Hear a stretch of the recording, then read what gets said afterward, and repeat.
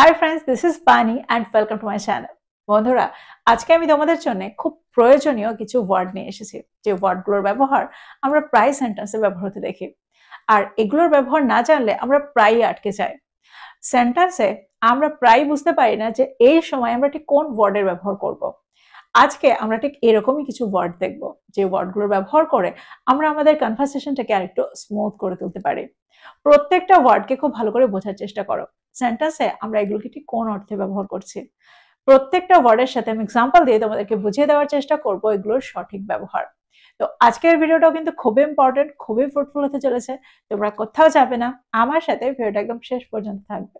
যারা চ্যানেল নতুন অর্থাৎ প্রথম ভিডিও দেখছো তারা প্লিজ চ্যানেলটাকে সাবস্ক্রাইব করে নিও, তাহলে যখনই আমি ভিডিও আপলোড করবো তোমরা নোটিফিকেশন পেয়ে যাবে। তো আর দেরি না করে চলো শুরু করা যাক আজকের ভিডিও। সবার আগে আমরা যে ওয়ার্ডটা দেখবো সেটা হলো নোজি, যার অর্থ হলো নাক গলানো ব্যক্তি। অর্থাৎ অন্যের ব্যাপারে যে অতিরিক্ত কৌতূহলী হয়ে পড়ে তাদেরকে আমরা বলে থাকি নোজি। প্রায় সেন্টেন্সে তোমরা এই ধরনের কথা বলে থাকো, আর এগুলোকে ট্রান্সলেট করতে গেলে আমরা এই ওয়ার্ডটার ব্যবহার করে থাকি।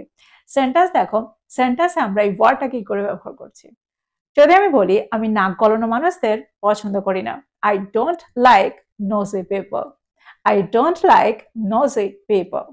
একটা এক্সাম্পল দেখো, যদি আমি বলি তার নাক গলানোর স্বভাব অন্যদের অস্বস্তিতে ফেলে দেয়, her nosy attitude makes others uncomfortable. Her nosy attitude makes others uncomfortable. যদি আমি বলি অন্য লোকের জীবনে এত নাক গলানো মানুষ হয়ো না, দ্যাট মিনস অন্য লোকের জীবনে এত নাক গলিও না। Don't be so nosy about other people's lives. Don't be so nosy about other people's lives. তো এক্সাম্পলগুলোর মধ্যে দিয়ে আমার মনে হয় তোমরা বুঝতে পারছো সেন্টেন্সে এই ওয়ার্ডটার সঠিক ব্যবহার, যে কোন অর্থে আমরা নোজি এই ওয়ার্ডটাকে ব্যবহার করতে পারি। যে অন্যের ব্যাপারে নাক গলায় তাকে আমরা বলে থাকি নোজি। এবার আমরা দেখবো এর পরের ওয়ার্ডটা। এবার যে ওয়ার্ডটা আমরা দেখবো সেটা হলো ইভসড্রপ, যার অর্থ হলো গোপনে কান পাতা, গোপনে কারো কথা শোনা বা অন্যের কথা শুনতে কান পাতা।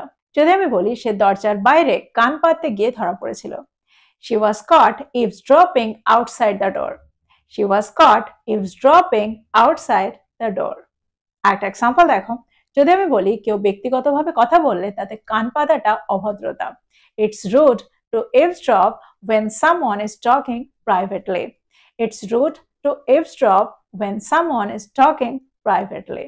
একটা এক্সাম্পল দেখো, যদি আমি বলি আমার মনে হচ্ছে বা আমার মনে হয় কেউ আমাদের মিটিং এ কান পাচ্ছে, I think someone is eavesdropping on our meeting. I think someone is eavesdropping on our meeting. তো তোমরা বুঝতে পারছো eavesdrop এই ওয়ার্ডটাকে আমরা কত সহজে ব্যবহার করতে পারি, যার অর্থ হলো কান পাতা বা লুকিয়ে শোনা, গোপনে কারো কথা শোনা। এবার আমরা দেখবো এর পরের ওয়ার্ডটা। এবার যে ওয়ার্ডটা আমরা দেখবো সেটা হলো রেকলেস। প্রায় আমরা সেন্টেন্সে রেকলেসের ব্যবহার হতে দেখি। Reckless, recklessly. রেকলেসের অর্থ হলো বেপরোয়া, বেপরোয়া ভাবে রেকলেসলি। যদি আমি বলি সে বেপরোয়া ভাবে গাড়ি চালাচ্ছিল, he was driving in a reckless way. He was driving in a reckless way. বা আমরা এটাও বলতে পারি he was driving recklessly. He was driving recklessly. দেখো recklessly এটা হলো একটা অ্যাডভার্ব। একটা এক্সাম্পল দেখো, যদি আমি বলি তার বেপরোয়া আচরণের কারণেই দুর্ঘটনাটা ঘটেছিল, his reckless behavior caused the accident. His reckless behavior caused the accident. যদি আমি বলি সে একটা বেপরোয়া সিদ্ধান্ত নিয়েছিল, she made a reckless decision. She made a reckless decision. তোমরা বুঝতে পারছো সেন্টেন্সে আমরা এই ওয়ার্ডটাকে ঠিক কোন অর্থে ব্যবহার করছি। এবার যে ওয়ার্ডটা আমরা দেখবো সেটা হলো প্রতিশোধ পরায়ণ। আমরা প্রায় বলে থাকি বেশি প্রতিশোধ পরায়ণ হয়ো না, ক্ষমা করতে শেখো। প্রতিশোধ পরায়ণ এরকম অর্থে আমরা সেন্টেন্সে ভেন্ডিকটিভ এই ওয়ার্ডটার ব্যবহার করে থাকি। এক্সাম্পল দেখো, যদি আমি বলি বিতর্কে হেরে গিয়ে সে প্রতিশোধ পরায়ণ হয়ে উঠেছিল, he became vindictive after losing the argument. He became vindictive after losing the argument. একটা এক্সাম্পল দেখো, যদি আমি বলি একজন প্রতিশোধ পরায়ণ মানুষ কখনোই শান্তি খুঁজে পেতে পারে না, a vindictive person can never find peace. A vindictive person can never find peace. আমরা প্রায় বলে থাকি এত প্রতিশোধ পরায়ণ হয়ো না, যেতে দাও। Don't be so vindictive. let it go. Don't be so vindictive, let it go. তো তোমরা বুঝতে পারছো ভেন্ডেক্টিভ এই ওয়ার্ডটাকে আমরা কোন অর্থে ব্যবহার করছি? প্রতিশোধ পরায়ণ। দ্যাট মিনস কোনো কিছুর জন্য প্রতিশোধ নেওয়ার জন্য একদম তৎপর হয়ে যাওয়া, অর্থাৎ যারা প্রতিশোধ নেওয়ার জন্য সবসময় উন্মুখ হয়ে থাকে। এবার যে ওয়ার্ডটা আমরা দেখবো সেটা হলো ইন্ট্রুসিভ। ইন্ট্রুসিভের অর্থ হলো অনধিকার চর্চা মূলক বা অনধিকার প্রবেশমূলক। অনেকেই অনধিকার চর্চা করে ফেলে, অর্থাৎ যেটা অধিকারের মধ্যে পড়ে না সেই প্রশ্ন করে ফেলে, আর এটাকে আমরা বলে থাকি অনধিকার চর্চামূলক বা অনধিকার প্রবেশমূলক। এক্সাম্পল দেখো, যদি আমি বলি এমন অনধিকার চর্চামূলক প্রশ্ন করো না, don't ask such intrusive questions, don't ask such intrusive questions.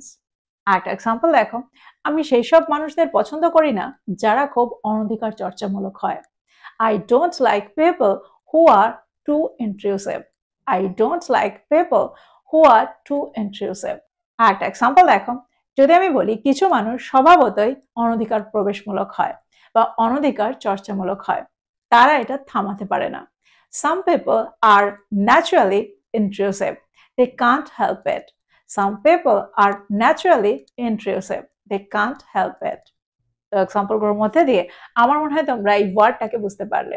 অনধিকার চর্চামূলক বা অনধিকার প্রবেশমূলকের অর্থে আমরা এই ওয়ার্ডটাকে কি করে ব্যবহার করছি, ইন্ট্রুসিভকে কি করে ব্যবহার করছি। এবার আমরা দেখব এর পরের ওয়ার্ডটা। আমরা বাংলায় প্রায় বলে থাকি দুপুরে খাওয়ার পরে আমার ঘুম ঘুম পায়, আমি ঘুম ঘুম অনুভব করি। রাতের খাবারের ঠিক পরে আমার কেমন ঘুম ঘুম পায়, বইটা খুললেই আমার ঘুম ঘুম পায়। পরীক্ষার ঠিক আগের মুহূর্তে আমার প্রচন্ড ঘুম ঘুম পায়, আমি ঘুম ঘুম অনুভব করি। তো এই ধরনের অর্থে আমরা সেন্টেন্স একটা দারুণ ওয়ার্ডের ব্যবহার করে থাকি। আমরা এখানে ব্যবহার করব ড্রাউজে। ড্রাউজে যদি আমি বলি দুপুরের খাবার পরে আমার ঘুম ঘুম পায়, দ্যাট মিনস দুপুরের খাবার পরে আমি ঘুম ঘুম অনুভব করি। I feel drowsy after lunch. I feel drowsy after lunch. আরেকটা এক্সাম্পল দেখো, যদি আমি বলি তোমার ঘুম ঘুম পেলে গাড়ি চালিও না, দ্যাট মিনস যদি তোমার ঘুম ঘুম পায় গাড়ি চালিও না। Don't drive if you feel drowsy. Don't drive if you feel drowsy. তো এক্সাম্পলগুলোর মধ্যে দিয়ে আমার মনে হয় তোমরা এই ওয়ার্ডটাকে বুঝতে পারলে। যখন আমরা অর্থ করব ঘুম ঘুম পাচ্ছে, ঘুম ঘুম পাওয়া, তখন আমরা সেন্টেন্সে এই ওয়ার্ডটাকে ব্যবহার করে থাকি। এবার আমরা দেখবো এর পরের ওয়ার্ডটা। আমরা বাংলায় প্রায় বলে থাকি সে তার মায়ের সাথে সবসময় চিপকে থাকে, এত চিপকু হয়ে না। তো চিপকু বা সবসময় একদম আটকে থাকে, এরকম অর্থে আমরা সেন্টেন্সে একটা দারুণ ওয়ার্ডের ব্যবহার করতে পারি। এখানে আমরা ব্যবহার করে থাকি ক্লিঙ্গি। ক্লিঙ্গি।